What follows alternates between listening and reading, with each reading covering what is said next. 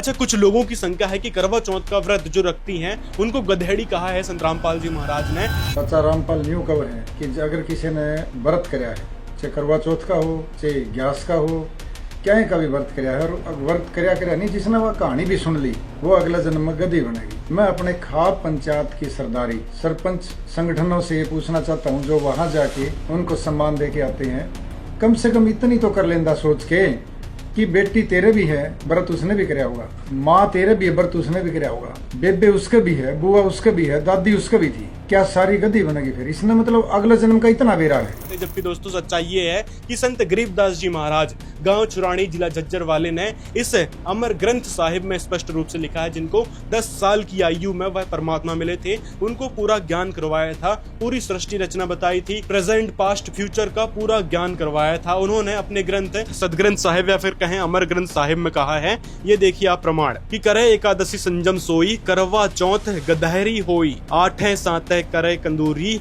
सो तो होए नीच घर सूरी, गरीब आन धर्म जो मन बसे, कोई करो नरनार, गरीबदास जिंदा कहे। जिंदा रूप में कबीर परमात्मा उनको मिले थे।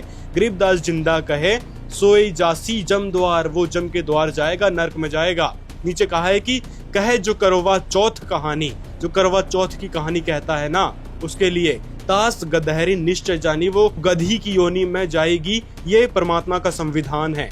अब संत गरीबदास जी महाराज पर आप रिसर्च कर सकते हो, गांव छुरानी जा सकते हो, पता कर सकते हो कि संत गरीबदास जी महाराज कौन थे, क्या उनको सच में परमात्मा भी मिले थे जो 10 वर्ष की आयु में इतना मोटा ग्रंथ लिख गए, इतनी सारी वाणियां बोल गए। एक वाणियों का अर्थ समझाने लग जाए तो 1 घंटा लग जाएगा, 1 घंटे की पूरी कथा हो जाती है। इतने गूढ़ रहस्य अपनी वाणियों में छुपाकर ये सारी बातें बताई है। परमात्मा के संविधान बताया है कि जो करवा चौथ का व्रत रखते हैं उनके लिए ये वाणी लिखी है कि करे एकादशी संजम सोई, जो भी एकादशी का व्रत करता है या फिर करवा चौथ करता है वो गधी की योनि में जाती हैं। वो उन महिलाओं के लिए संत गरीबदास जी महाराज ने कहा है। दोस्तों हमने नहीं कहा है, तो ये वीडियो भी आप सभी तक, उन लोगों तक शेयर कर दो, दबा के शेयर कर दो, ताकि उनको पता चल सके कि संत रामपाल जी महाराज ने अपनी तरफ से कोई बात नहीं कही है, बल्कि संत गरीबदास जी महाराज गांव सुरानी जिला झज्जर वाले ने ये बात कही थी। तो उनकी बातों को, परमात्मा के संविधान को संत रामपाल जी महाराज ने दोहराया था अपने सत्संगों में।